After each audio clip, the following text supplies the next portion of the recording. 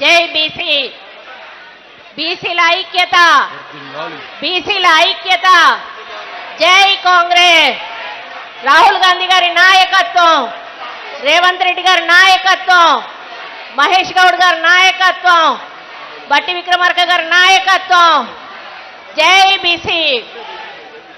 ఈరోజు జంతర్ మంతర్లో ఢిల్లీలో తెలంగాణ మరి బీసీల రిజర్వేషన్ కోసం ఇక్కడ విచ్చేసి వేదిక మీద ఆసీనులైనటువంటి ఎమ్మెల్యేలకు, ఎమ్మెల్సీలకు, ఎంపీలకు, మంత్రులకు, మన పిసిసి అధ్యక్షుడు మహేష్ అన్నకు, మరి ఇతర కుల సంఘాల బాధ్యులకు, మరియు ఈ కార్యక్రమానికి విచ్చేసిన తెలంగాణ నలుమూలల నుంచి వచ్చినటువంటి సోదర సోదరీమణులకు, అదేవిధంగా పత్రికా మిత్రులకు, ప్రతి ఒక్కరికి కూడా నా హృదయపూర్వక నమస్కారం.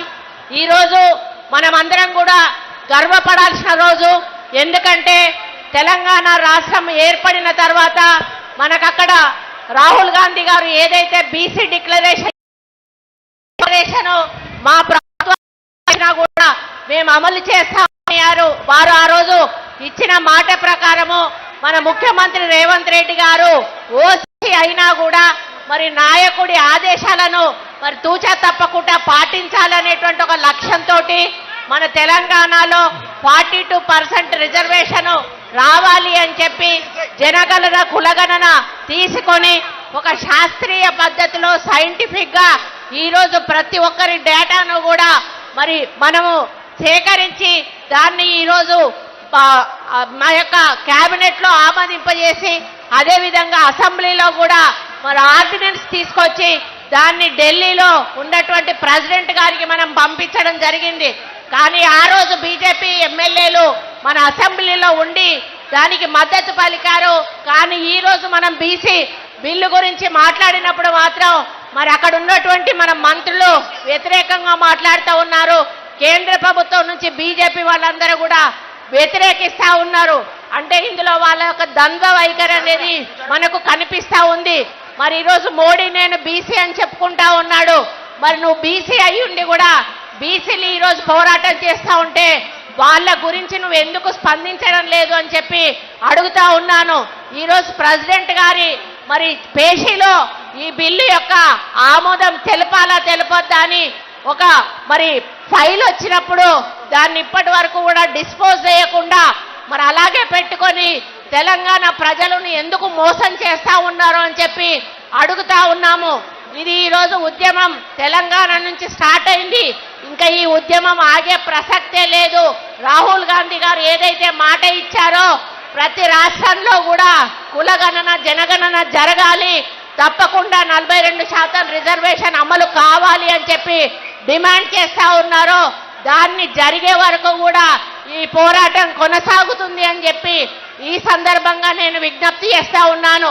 ఈరోజు బీసీ బిల్లు ఏదైతే ఆమోదించాలంటే మన కిషన్ రెడ్డి అంటాడు ముస్లింలను తీసేయాలట. ముస్లింలను ఎందుకు తీసేయాలి? వాళ్ళు మనుషులు కాదా? వాళ్ళు ఓటర్లు కాదా? వాళ్ళు భారతీయులు కాదా? వాళ్ళను తీయమని చెప్పే హక్కు నీకెక్కడిది అని చెప్పి నేను అడుగుతా ఉన్నాను. ఈరోజు ఏబిసిడి ఎట్లయితే ఉందో బీసీలలో వాళ్ళు ఈ కేటగిరీ కింద వస్తారు. వాళ్ళ దామాషా ప్రకారం వాళ్ళ రిజర్వేషన్ ఇవ్వాల్సిన బాధ్యత మనందరి మీద కూడా ఉంది అని ఈ సందర్భంగా నేను విజ్ఞప్తి చేస్తా ఉన్నాను. మరి ఈరోజు మన హైదరాబాద్ లో టిఆర్ఎస్ బీఆర్ఎస్ కవిత మరి ఈరోజు నేను పార్టీ నుంచి బయటకు వస్తా ఉన్నా, బీఆర్ఎస్ పార్టీతో నాకు సంబంధం లేదు అని ఆమె ధర్నా చేస్తా ఉన్నది. ఆమె ధర్నా చేయడం అనేది ఒక జోక్ అని చెప్పాలి మనకిది. ఇది ఒక పెద్ద మరి ఈ సంవత్సరానికి ఒక పెద్ద జోక్ అని చెప్పాలి. ఎందుకంటే 2004 తెలంగాణ వచ్చినప్పుడు నేను టీఆర్ఎస్ పార్టీ ఎమ్మెల్యేను, 4వ సారి గెలిచిన. మరి ఆ రోజు నాకు మంత్రి పదవి ఇవ్వలేదు.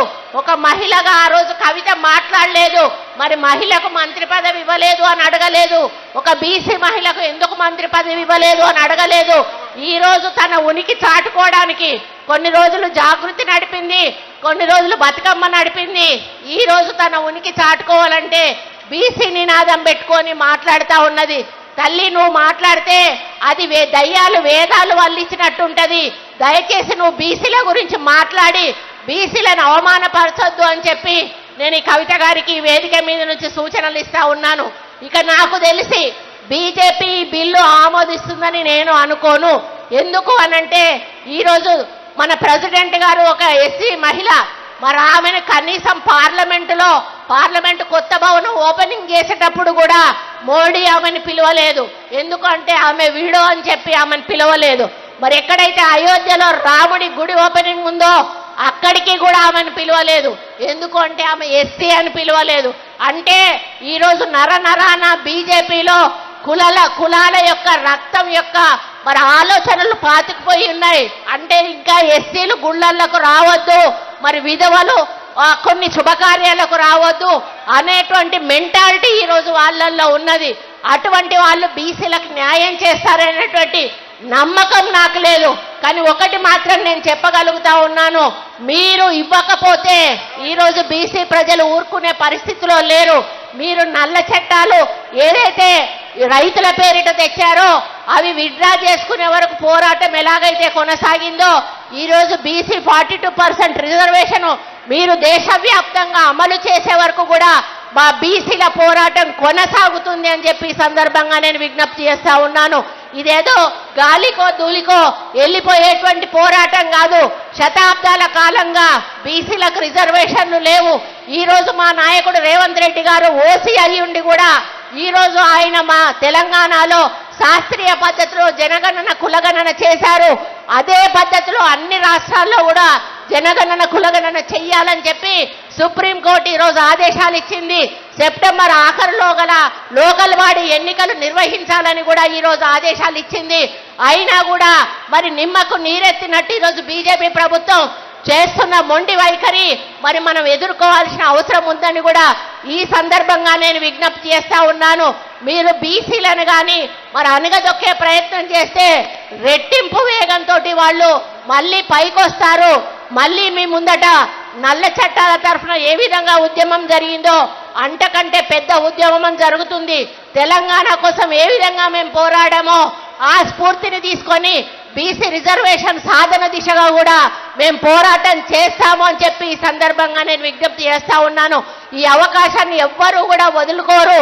ఎందుకంటే మొన్న మల్లికార్జున ఖర్గే రాహుల్ గాంధీ గారి ముందట మనం తెలంగాణ బీసీ గణన ప్రజెంటేషన్ చేసినప్పుడు అక్కడ ఉన్నటువంటి ఇతర రాష్ట్రాల మరి ఎంపీలందరూ కూడా వాళ్ళల్లో ఒక జోష్ వచ్చింది.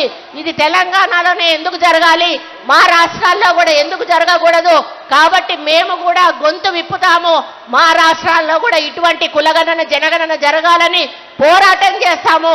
కాబట్టి మొత్తంగా రాష్ట్ర వ్యాప్తంగా బీజేపీ దీనికి తప్పనిసరిగా ముందుకు రావాలి అని చెప్పి వాళ్ళందరూ కూడా మాట్లాడుకోవడం జరిగింది. కాబట్టి మన రాహుల్ గాంధీ గారు ఏదైతే మరి పోరాటం చేస్తా ఉన్నారో దేశవ్యాప్తంగా ఈ 42% రిజర్వేషన్ కోసం బీజేపీ తల వంచాల్సిందే. తప్పనిసరిగా ఈ యొక్క కులగణన జనగణన జరగాల్సిందే. రాబోయే ఎన్నికల్లో రిజర్వేషన్ ఇయ్యాల్సిందే. బీసీలను 42% మనకు అధికారం దక్కాల్సిందే. అన్నింటిలో కూడా దక్కాల్సిందే. మనం పోరాటం ఇలాగే కొనసాగించి సోషల్ జస్టిస్ మనకు వచ్చే వరకు కూడా మనం అందరం కూడా కలిసికట్టుగా ముందుకు పోవాలి. దీనికి వేదిక మీద ఉన్న హేమీలందరూ కూడా ఇక్కడ ఉన్నారు.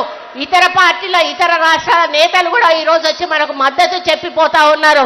కాబట్టి మనమందరం కూడా ఇదే ఊపుతోటి ఇదే ఉత్సాహంతో ఇదే పట్టుదలతోటి తప్పకుండా 42% రిజర్వేషన్ సాధించే వరకు కూడా మన నాయకుడు మహేష్ అన్న ఈరోజు ఆయన ఒక బీసీ బిడ్డకు ఈరోజు మనకు పిసిసి ప్రెసిడెంట్ ఇచ్చిండ్రు. అదే బీజేపీ వాళ్ళు పిసిసి వాళ్ళ ప్రెసిడెంట్ను బీసీని తీసి ఈరోజు ఓసీని ఇచ్చిండ్రు. మరి బండి సంజయ్ని అడుగుతా ఉన్నా, నువ్వు ఒక బీసీ బిడ్డవు, నీకు అన్యాయం జరిగింది, ఈరోజు నువ్వెందుకు మాట్లాడటం లేదు అని అడుగుతా ఉన్నా. ఆర్ కృష్ణయ్య ఎక్కడ పడితే అక్కడ బీసీ గురించి మాట్లాడినోడు ఈరోజు అంటే ఇది సైంటిఫిక్ గా జరగలేదు, ఇది కరెక్ట్ కాదు అని మాట్లాడుతూ ఉన్నాడు. అంటే నీకు ఎంపీ పదవి వచ్చింది, నీ ఎంపీ పదవి నువ్వు దక్కించుకోవాలి కాబట్టి నువ్వు బీసీల గురించి మాట్లాడావు. మరి ఇన్ని సంవత్సరాల నీ పోరాటం ఎక్కడ పోయింది అని అడుగుతా ఉన్నాను. ఈరోజు మా కాంగ్రెస్ పార్టీ ఒక బీసీ నాయకుడిని ఈరోజు పిసిసి ప్రెసిడెంట్ని చేసి మా బీసీలకు ఒక గుండె ధైర్యాన్ని ఇచ్చిండ్రు. ఈరోజు మహేష్ అన్న నాయకత్వంలో మేము బీసీలందరం కూడా తలెత్తుకొని ముందుకు వెళ్తా ఉన్నాము.